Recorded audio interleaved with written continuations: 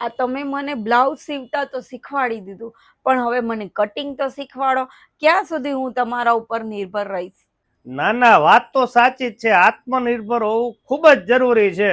કઈ વાંધો નહીં, ચિંતા ન કર તું. અને મારા વાલીડાઓ, તમે ચિંતા ન કરતા. આજે હું તમને બ્લાઉઝ નું કટિંગ શીખડાવવાનું છું, એકદમ ઈઝી અને એકદમ સરળ રીતે. આવા જ વિડીયો જોવા માટે અમારા પેજને ફોલો કરી દેજો. યુટ્યુબ માંથી જોતા હોય તો સબસ્ક્રાઇબ કરવાનું ભૂલતા નહીં. જરાય ટાઈમ નથી બગાડો, ચાલો સ્ટાર્ટ કરીએ છીએ બ્લાઉઝ નું કટિંગ. કટિંગ કટિંગ તો અત્યારે આપણે તમે જોઈ શકો છો, બ્લાઉઝ પીસ આપણો રેડી છે. અસ્તરનું કાપડ છે, 1 મીટરનું બ્લાઉઝ પીસ છે. હવે કેટલી લંબાઈનું બ્લાઉઝ છે, કેટલો માપ છે, તે તમને આખું ડિસ્પ્લે ઉપર માપ પણ આવતું હશે. હું તમને કહી દઉં. લંબાઈ છે બ્લાઉઝની 14, કમર છે 30, છાતી છે 36, બાયની લંબાઈ 10 છે, અને આ મોળી પણ 10 છે. અહીંયા 13.5 છે, અને રાઉન્ડ નો મૂંઢો છે 16.5. ઉપરથી ટક્સ નું માપ છે 10.5. ગળાની લંબાઈની વાત કરીએ તો આગળથી 6 ઇંચ ઉતારવાનું છે, અને પાછળથી 9.5 ઇંચ ઉતારવાનું છે. તો ચાલો, જરાય ટાઈમ નથી બગાડો. સૌ પ્રથમ 14 લંબાઈનું બ્લાઉઝ હોય એટલે તમારે 1 ઇંચ વધારે કાપવાનું છે. એટલે તમારે સૌ પ્રથમ નિશાન આવશે 15 ઇંચે. આ 15 ઇંચે નિશાન આવી ગયો, તમે જોઈ શકો છો. હવે પાછળ જે બ્લાઉઝ ની અંદર ટક્સ નું માપ આવે, તેના માટે તમારે 1 ઇંચ ટક્સ નું છોડી દેવાનું. આ જોઈ લો, 1 ઇંચ. એટલે ટોટલ પાછળના ભાગમાં 2 ઇંચના ટક્સ આવે. હવે કમર છે 30, તો 30 નો ચોથો ભાગ. પહેલા તો તમારું ગણિત છે ને પાવરફુલ કરી નાખવાનું, કારણ કે બ્લાઉઝ હોય કે ડ્રેસ, જો તમે ટેલરિંગ નું કામ કરો છો તો તમને ચોથો ભાગ તમને કરતા આવડવો જ જોઈએ. 30 નું માપ છે એટલે 30 ના અડધા 15, અને 15 ના અડધા 7.5, એટલે 30 નો ચોથો ભાગ થયો 7.5 ઇંચ. આ 7.5 ઇંચ આપણે અહીંયાથી કરવાનું છે. હવે બ્લાઉઝ અને ડ્રેસની અંદર સાઈડમાં આપણે 1.5 ઇંચનું માર્જિન રાખીએ છીએ, એટલે 1.5 ઇંચ. આ 1.5 ઇંચ આગળ જાય, 1.5 ઇંચ પાછળ જાય, અને 1.5 ઇંચ આગળના ભાગમાં પાછળના ભાગમાં. એટલે ટોટલ 6 ઇંચ સુધી કોઈ પણ કસ્ટમરનું માપ વધે તો પ્રોબ્લેમ ન પડે. એટલે ટોટલ 30 ની અંદર આપણે કેટલા ઇંચ રાખ્યું છે નિશાન? 10, એટલે 40 ઇંચ. હવે કસ્ટમરને છે ને રેગ્યુલર નેક છે, પાછળથી 9.5 ઇંચ ગળું ઉતારવાનું છે. એટલે આની અંદર આપણે શોલ્ડર કટ કરવાનો રહેશે 10.5 ઇંચનો. એટલે આપણે 5.25 ઇંચે આવી રીતે નિશાન મારી દેશું. અહીંયા પણ 5.25 ઇંચે નિશાન મારી દેશું. અહીંયા 15 નો નિશાન માર્યો તો અહીંયા પણ આપણે 15 ઇંચનો નિશાન કરી નાખશું. હવે તમારે એક સ્કેલ રાખવાની રહેશે, અને આવી રીતે આપણે નિશાન કરી નાખવાના છે. હવે વાત કરી દઈએ ગળાની પહોળાઈની, તો આની અંદર બહુ પહોળું ગળું નથી કરવાનું, રેગ્યુલર ગળું કરવાનું છે. એટલે ટોટલ ગળાની પહોળાઈ આપણે રાખવાની છે 4.5 ઇંચ. જો 4.5 ઇંચ ગળું પહોળું રાખવાનું હોય તો તમારે 4 ઇંચનું કાપવાનું રહે. 4 ઇંચ એટલે ટોટલ 2 ઇંચ. બસ આને પણ આપણે આવી રીતે નિશાન કરી દેશું. હવે ગળું ઉતારવાનું છે 9.5 ઇંચ, એટલે આ સિલાઈનું આપણે બાદ કરી દેશું. તમે જોઈ શકો છો, મેં આટલો પાર્ટ છોડી દીધો છે સિલાઈનો. 9.5 એટલે આપણે 9.25 ઇંચે નિશાન મારી દેશું. બરોબર છે. અને આ રીતનો રાઉન્ડ નેક છે, એટલે તમારે જે રીતનો કસ્ટમર કે આ રેગ્યુલર રાઉન્ડ છે, ઘણા લોકો બ્રોડ પહેરતા હોય તો બ્રોડ આવે, એ કસ્ટમરને તમારે પૂછી લેવાનું છે. હવે 36 ની ચેસ્ટ છે, રેગ્યુલર માપ છે, એટલે તમારે ઉપરથી ઉતારવાનું રહેશે 5.25 ઇંચ. આ તમે જોઈ શકો છો, 5.25 ઇંચનું નિશાન મારી દેવાનું છે. અહીંયા એક નિશાન આવી રીતે કરી નાખવાનું છે. 36 ની ચેસ્ટ છે, એટલે 36 નો ચોથો ભાગ થાય 9, અને 1.5 ઇંચ આપણું માર્જિન વધારાની સિલાઈનું. હવે આ બે સિલાઈ નિશાન છે એને આપણે જોઈન્ટ કરી દેશું. આ તમે જોઈ શકો છો. હવે આને તમારે છે ને આવી રીતનો રાઉન્ડ દઈ દેવાનો છે. આ રાઉન્ડ આવી ગયો. મૂંઢો છે 16.5 ઇંચ, એટલે આપણે માપી લેશું. અહીંયા નથી માપવાનું, કારણ કે સિલાઈ આપણે અહીંયા આવશે, એટલે અહીંથી આપણે માપી લેવાનું.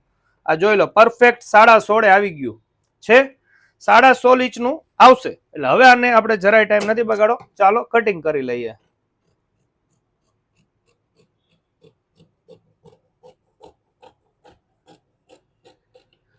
માઇનોર છે ને આપણે અહીંયા આવી રીતે શેપ દેશું, ખાલી માઇનોર 5 ઇંચ જેટલો અંદરના ભાગમાં.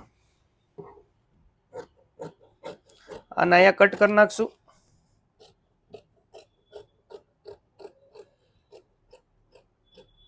ઘણા કસ્ટમરની એટલી બધી કોમેન્ટ હતી કે બ્લાઉઝનું કટિંગ શીખડાવો, તો બ્લાઉઝનું કટિંગ શીખડાવી રહ્યા છીએ. અત્યારે તમને શીખડાવી રહ્યા છીએ ટક્સ, 3 ટક્સ વાળું આ બ્લાઉઝ હું તમને શીખડાવું છું.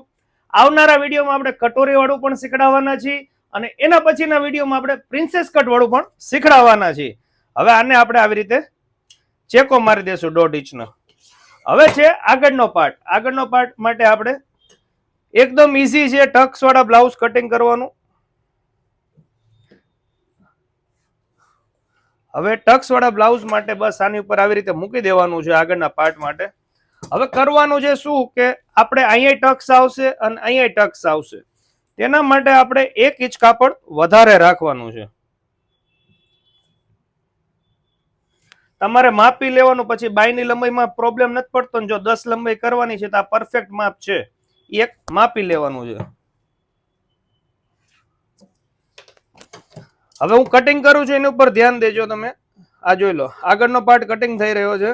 હવે જોઈ લો મેં થોડોક શેપ દઈ દીધો છે અહીંયા, અને અહીંયા આપણે આવી રીતનો શેપ દીધો છે અને અહીંયા મેં પહોળું રાખ્યું છે.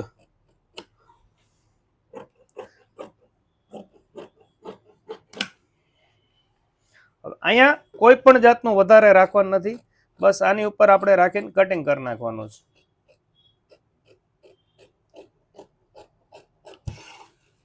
આ કટિંગ થઈ ગયું. અહીંયા સુધી આપણે લઈ લેવાનું છે. અહીંયા ચેકો મારી દેવાનો છે અને અહીંયા આપણે એક નિશાન કરી નાખવાનું છે અને એક અહીંયા સિલાઈનું આવશે. બસ હવે આ પાર્ટને આપણે લઈ લેવાનો છે. હવે આગળનો પાર્ટ માં થોડુંક ગાળણ દેવાનું આવે, એટલે થોડુંક આપણે ગાળણ દઈ દેશું. હેવી બોડી હોય તો વધારે દેવું પડે, બાકી માઇનોર તમે આવી રીતે 1/2 ઇંચનું ગાળણ દઈ દો તો પણ ચાલી જાય. આપણે આગળના પાર્ટનું ગાળણ દઈ દીધું. હવે આગળથી નેક ઉતારવાનું છે 6 ઇંચ, એટલે આ સિલાઈનું આપણે બાદ કરી દેશું અને 6.5 ઇંચે નિશાન કરી નાખશું. આ 6.5 ઇંચે નિશાન આવી ગયું. આ બધા નિશાન કરશો ને તો તમને પરફેક્શન સાથે કામ કરવાની મજા આવશે. ચેસ્ટ છે 36, તો તમારે આ ચેકો મેં મારેલો છે એ 9 ઇંચ અને 5 ઇંચ વધારે રાખવાનું, કારણ કે અહીંયા હુકાઈ પટ્ટીમાં કપડું દબાશે, એટલે 9.9 ઇંચે નિશાન મારવાનો છે.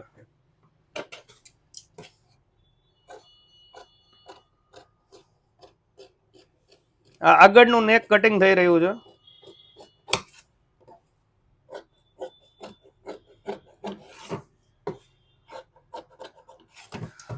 હવે છે ટક્સ નો વારો. તો ઉપરથી માપ છે ટક્સ નું 10.5 ઇંચ. આ 10.5 ઇંચે સિલાઈ છોડી દીધી છે અને અહીંયા નિશાન મારી રહ્યા છે. પહોળાઈ છે 8.5 ઇંચ, એટલે 4.25.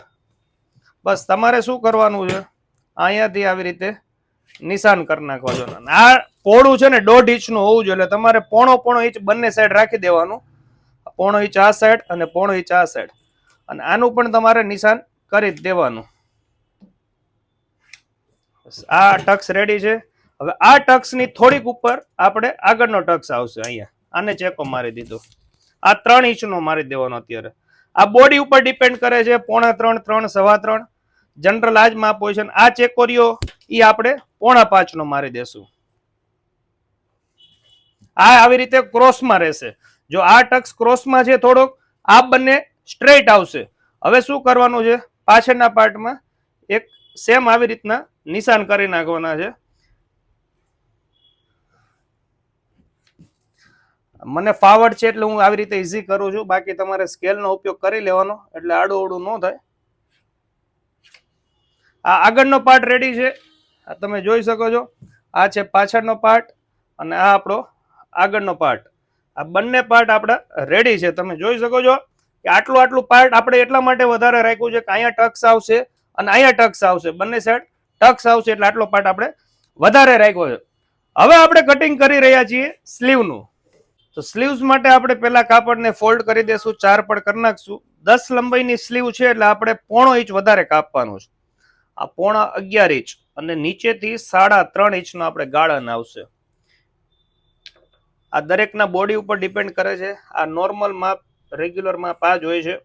ફિક્સ નથી હોતું કે દરેકની અંદર આવું જ માપ હોય, પણ જનરલ તમને હું માપ બતાવી રહ્યો છું.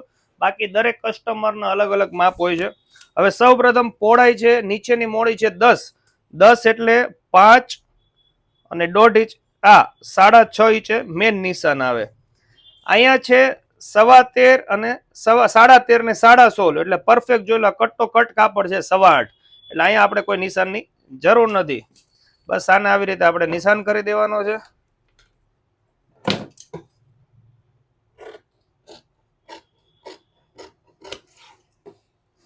આને પેલા આપણે 1.5 ઇંચ સીધું જ કાપવાનું અને પછી આને આપણે આવી રીતનો રાઉન્ડ દઈ દેવાનો છે અને અહીંયા આપણે મિડલનો એક ચેકો મારી દેવાનો છે. હવે આગળના પાર્ટનું આપણે ગાળણ દેવાનું છે. આમાં પણ બોડી ઉપર ડિપેન્ડ કરે છે કે કેટલું ગાળણ દેવું અને કેટલું ન દેવું.